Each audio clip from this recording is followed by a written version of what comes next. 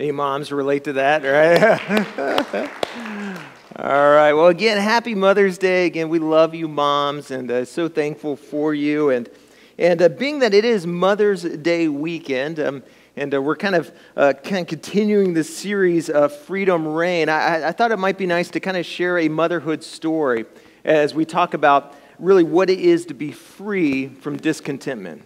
Free from discontentment. And so I want to look at this kind of motherhood story in 1 Samuel chapter 1, verses 1 through 2. And so if you get your Bible, you can follow along. Otherwise, you can follow along on the screen. But it begins here. Just kind of start off with some of these verses. 1 Samuel chapter 1, verse 1 through 2. It says, "There was a certain man whose name was Elkanah.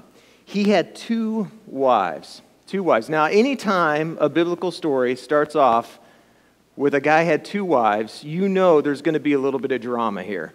And sure enough, that's exactly what happens here. I mean, we see more than a little bit of baby mama drama, as I like to call it. So, I mean, this is, you got two ladies here. You got Hannah and Peninnah. And Hannah, Hannah was interesting in the sense of she, as much as she wanted it, as much as she tried, she couldn't have kids. And you got to understand that back then, this time that she lived in a time when having kids was everything. I mean, having kids was everything. It was the end-all, be-all for a woman. You know, obviously times have changed some, but back then, this was everything. I mean, again, you got to understand this was a time in culture, a time in civilization where it was a very agrarian society. It was everything was built around farming. It was built around agriculture, and so if you for a family to really grow in wealth, to grow in stature, to grow in influence, they needed a lot of kids. And so the more kids you had, the more potential you had to make more money, to grow more wealth, to grow more influence. But it wasn't even just that, too. Remember, this is a time before Social Security and 401ks and stock market investments. I mean, they were incredibly dependent. Parents were incredibly dependent as they got older on their kids taking care of them. And so, you know, there was a security aspect to having a lot of kids. And then beyond that, too, even just on a kind of a national security level.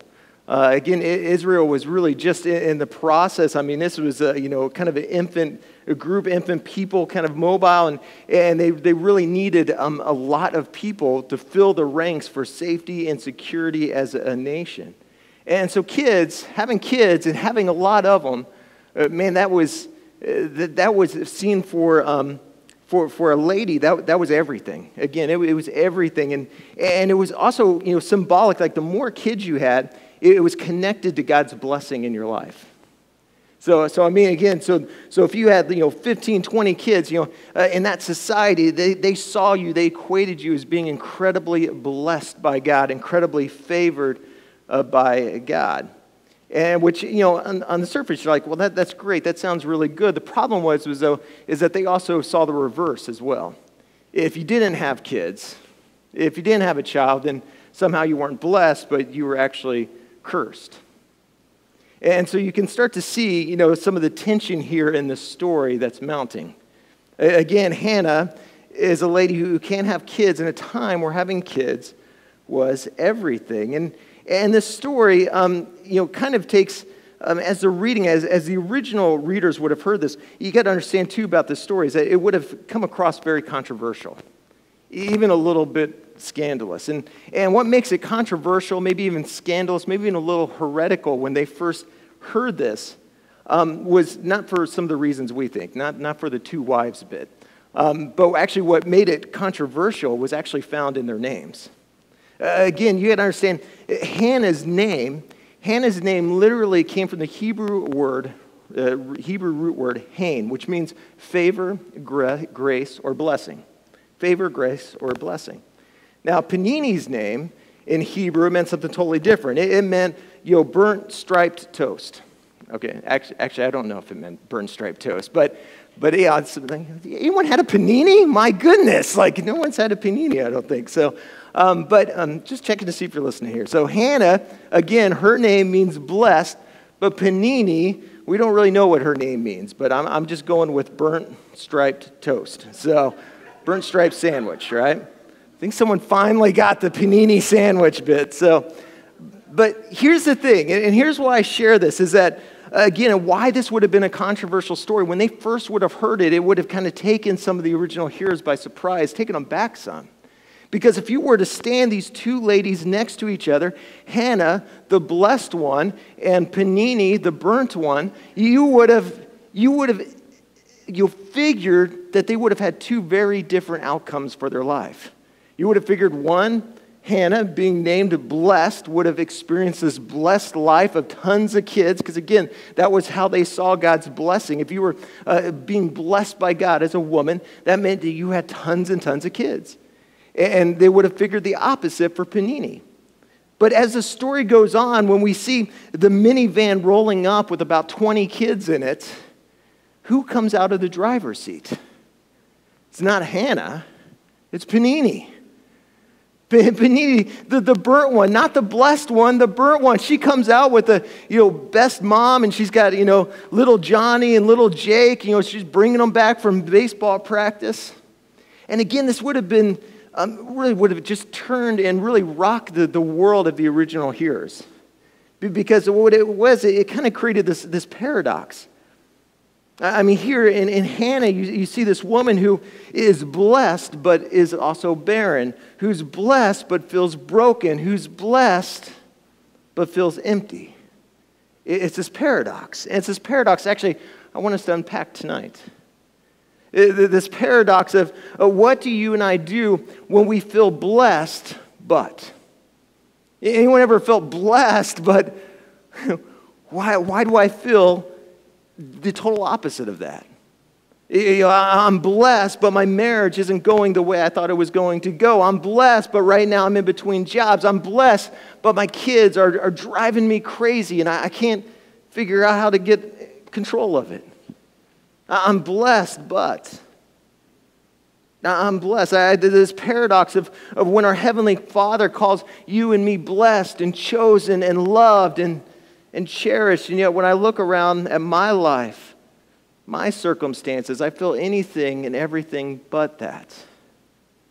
It's interesting. I've found, and maybe you found this to be true as well, is that the real test of our faith is not when we've got everything we want, but when we don't. The real test of our faith, the real depth of our spiritual maturity, isn't when we've got everything we want, but when we don't. When you and I can get to this place and come to this place of contentment, and when I say contentment, I'm talking about getting to this place where we're blessed, period, not blessed but. When we realize I'm blessed. I am blessed, period. End of story. Not blessed, but this and that, and I need something else, and I need someone else, and I need someday else. And again, this is especially tough in our type of culture, in our society, because we live very much in a world with plenty of Peninnahs and plenty of Elkanahs. Plenty of Peninnahs that try to highlight and try to remind us of all the things we don't have in our life. And in turn, try to point out, yeah, you may be blessed, but to find fulfillment, to find joy, to find contentment, you need a someday or a something. You need the bigger house. You need the bigger paycheck. You need the bigger office. Or for some of us, it comes around to the Elkanah, and Elkanah's approach, and then we see this plenty in the culture around us too, is that, hey, maybe it's not so much that you need a someday or something, you just need to find the perfect someone. You need to find Mr. or Mrs. Right. In fact, that's really what Elkanah is kind of presenting himself to be in Hannah's situation. In fact, actually, I want to take a moment just sort of highlight Elkanah, because I think for some of us, we can tend to struggle not so much with being a brokenhearted Hannah or discontent Hannah, but I think for some of us, we can find ourselves being a frustrated Elkanah, where we have this tendency when we see someone like Elkanah in the story, where he sees someone who's hurting, who he loves, who he cares about, our natural tendency is to want to put the tool belt on and fix their problem. fix all the issues, all the struggles, all the doubts, to be to fill that place that, as we're going to come to discover, you and I were never meant to fill. And we see this in verses 4 through 5. It says, whenever the day came for Elkanah to sacrifice, he would give portions of the meat to his wife Peninnah and all her sons and daughters. But to Hannah he gave a double portion because he loved her. He loved her, and the Lord had closed her womb. Now, again, here you got to see, so here's Elkanah. Again, he loves, he cherishes Hannah. And yet the problem is, though, again, he sees her and she's struggling and she's hurting. And in one sense, it seems really sweet what he's doing here. I mean, he sees her pain, he sees her struggle, and so he goes out of his way to make a nice dinner. He orders out, he gets the Ruth's Chris Steakhouse, he gets the flowers set up, gets the Lionel Richie playing in the background. I mean, he's created the perfect atmosphere. And yet, what Elkanah would come to discover, and I think what some of us need to understand as well, is that the more he actually tried to fix this situation, it's interesting, the worse it got. The more he tried to insert himself in a place and in a problem and to take care of something he was never meant to be the one to take care of, it just seemed to get worse. And we see this in verse 8. It says, her husband Elkanah would say to her, Hannah, why are you weeping? Why don't you eat? Why are you downhearted? Don't I mean more to you than 10 sons? Again, the more he tried to fix it, the more frustrated he got and the more unhappy Hannah was. And I love that response there. I think it's easy to kind of gloss over that, his response to her. I mean, this is kind of the height of his frustration. He's tried to insert himself into the problem. He's tried to fix the problem, to put on his tool belt, to insert himself in a place he was never really meant to be. And the more he tries, and the more he tries it on his own, and he tries his best efforts to fix the problem in her life, the more frustrated he gets. And this is sort of the highlight of his frustration. And by the way, it's a frustration, a highlight of frustration for any of us who have this tendency to be fixers when it comes to the brokenhearted Hannahs in our life. I mean, because look at him at the end, he's like, baby, I don't get it.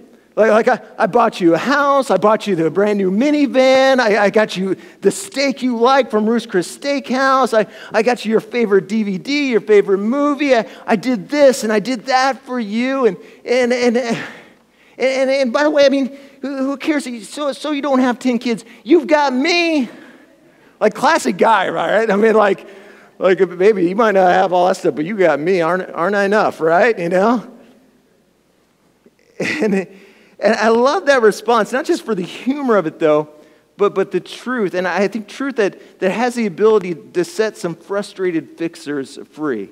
And also be an encouragement as we're going to come to discover to some of the brokenhearted Hannahs in our life. And it's simply this, is that what you come to discover, and what Elkanah would come to discover, is that it's not always about you. When you're dealing with someone who's wrestling with the brokenness of discontentment, it's not always about you. Not every issue, not every heartache, not every situation is about you. And this is tough because we have a tendency, if you're a fixer, to very much make it about us. See, Elkanah, he interpreted her sadness. You got to get this, and this is what led to a lot of his frustration, is his failure.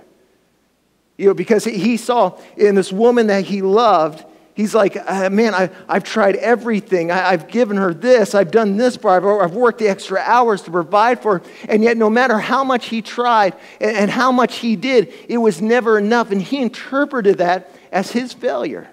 Somehow I'm not enough. Somehow I'm not doing enough. Somehow I'm not being a good enough husband or spouse for her. And again, what you got to understand is that sometimes it's not about you.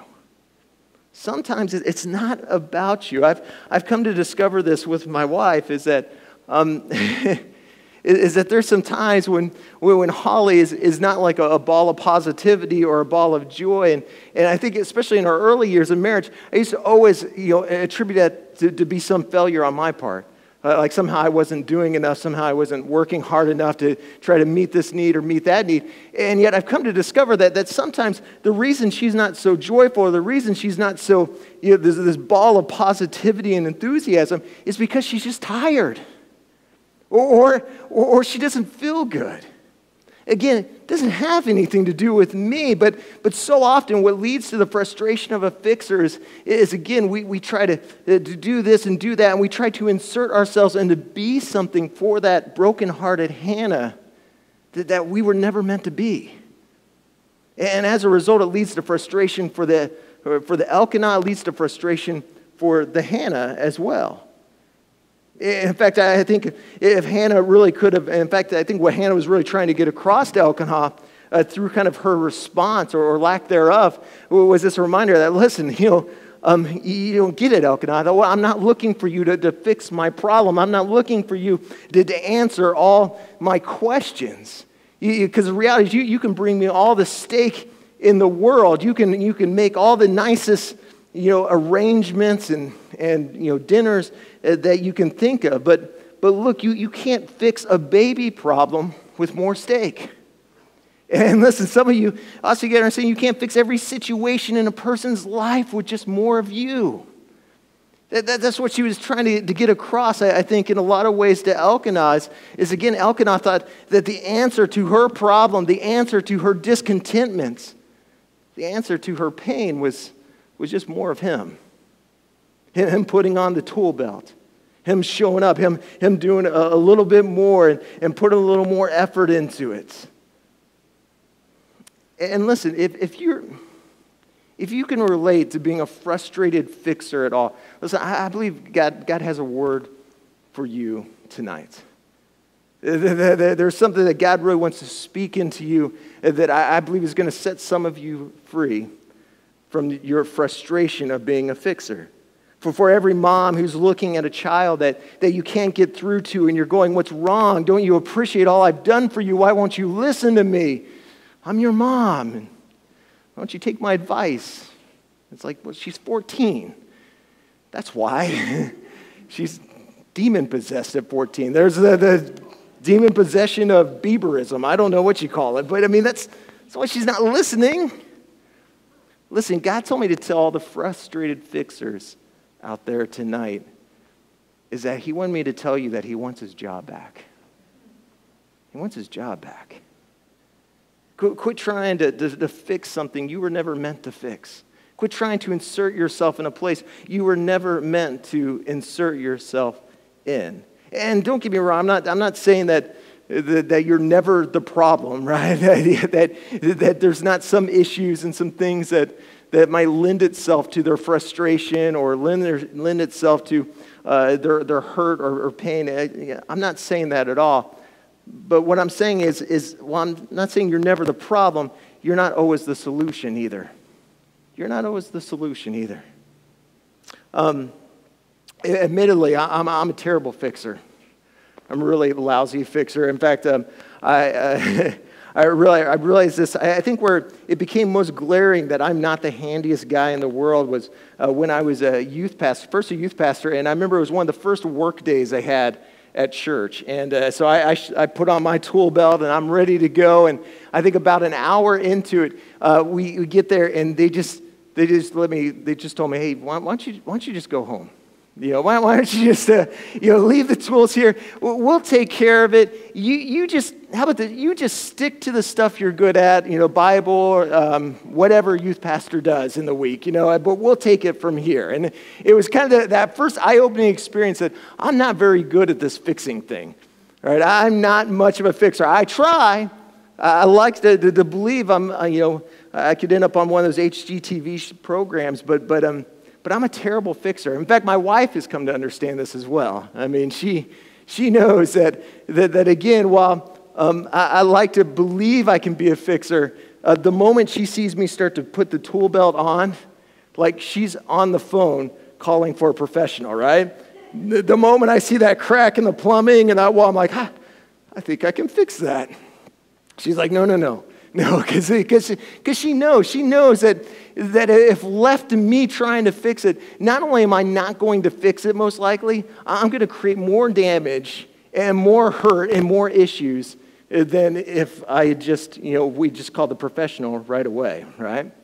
And listen, this goes more, it's beyond even just quick fix of, maintenance stuff around the house or something.